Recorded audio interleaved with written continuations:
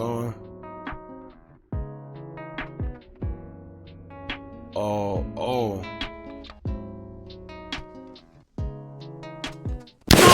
Yo, face! Yo, your face, please! With Durk on top!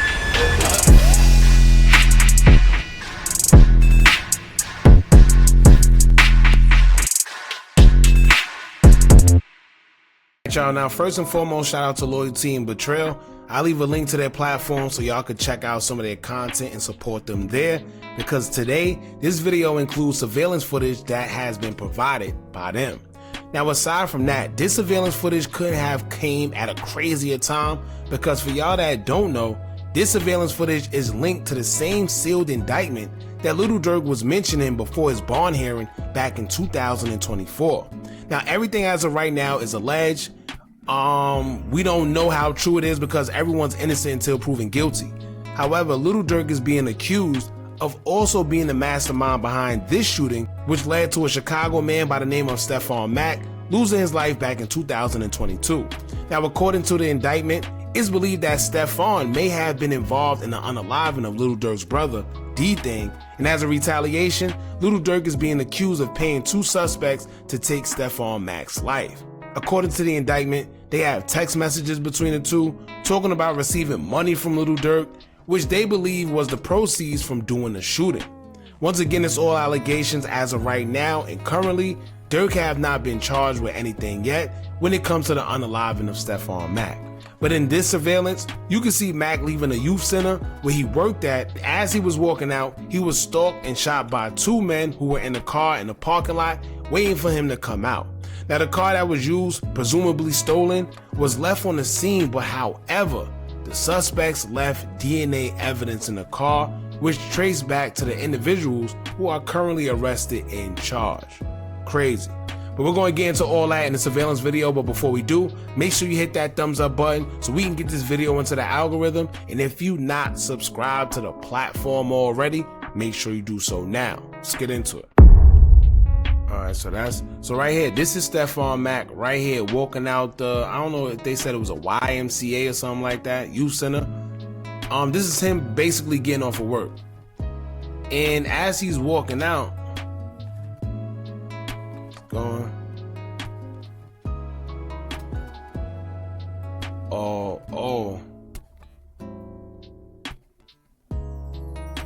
wow, sheesh. Oh, he even shooting at whoever's at the door.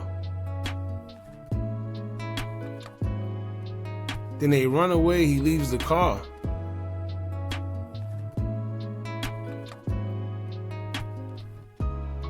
Bro, he too damn big to be trying to ain't no way, boy.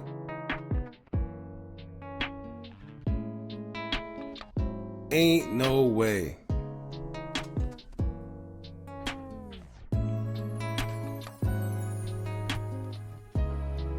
Alright, so this is another angle of him walking out as he's leaving, and they get out of the car and start shooting automatically.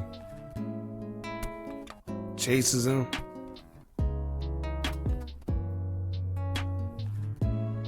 Still shooting. Then he starts shooting at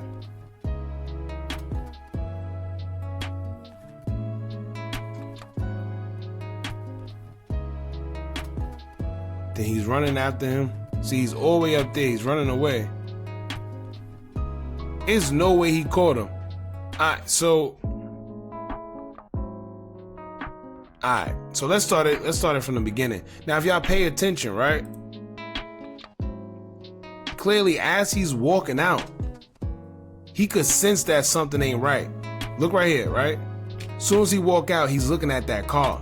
Now, I'm assuming being that he works there, he's kind of familiar with all the cars that are around, right? He probably knows the Honda. He knows this car right here. He knows all these cars. But this car right here sticks out like a sore thumb because, for one, it's all black and it's tinted.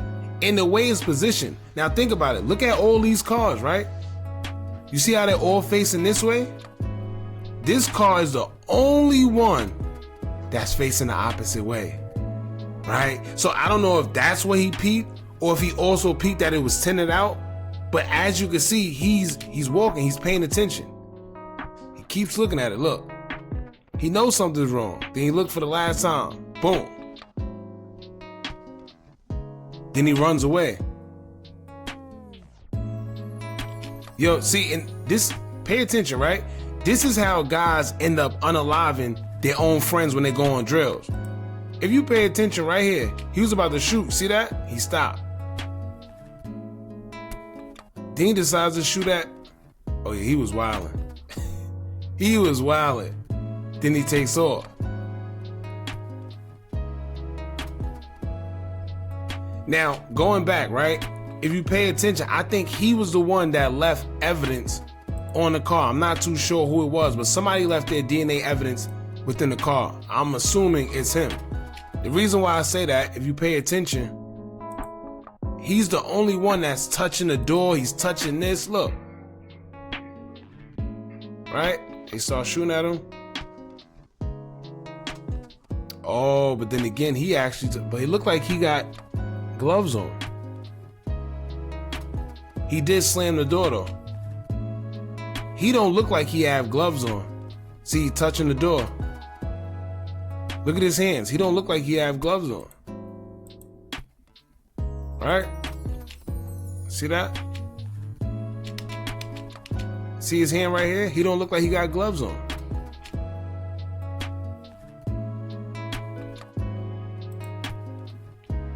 Yep. He don't got gloves on. There you go. So when they say that they have DNA evidence on whether it was fingerprints or DNA, whatever it's, I don't know what it is.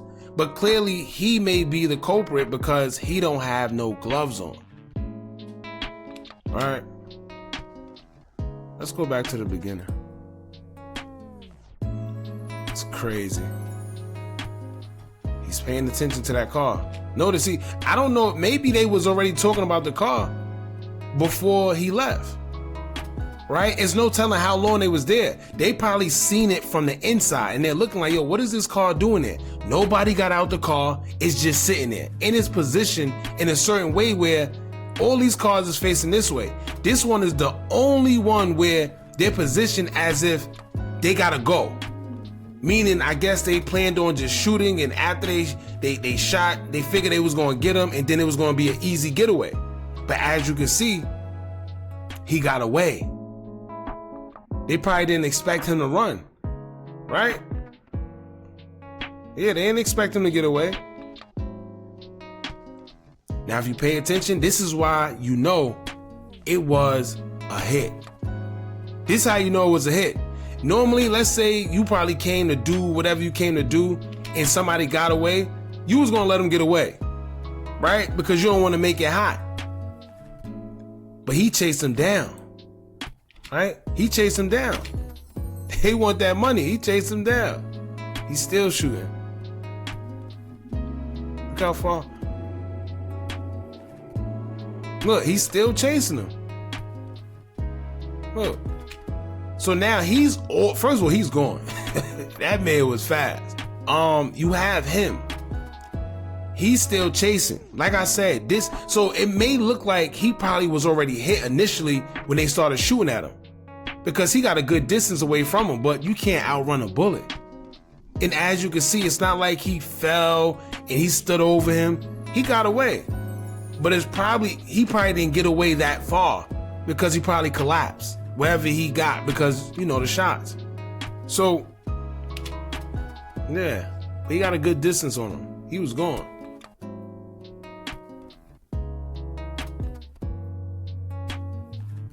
Yeah, so, let's watch this one more time.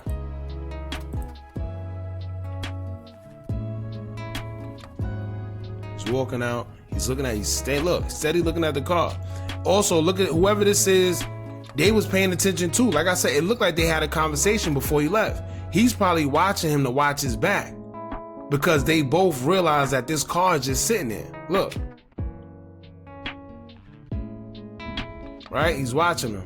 Then once the shots came out, he left.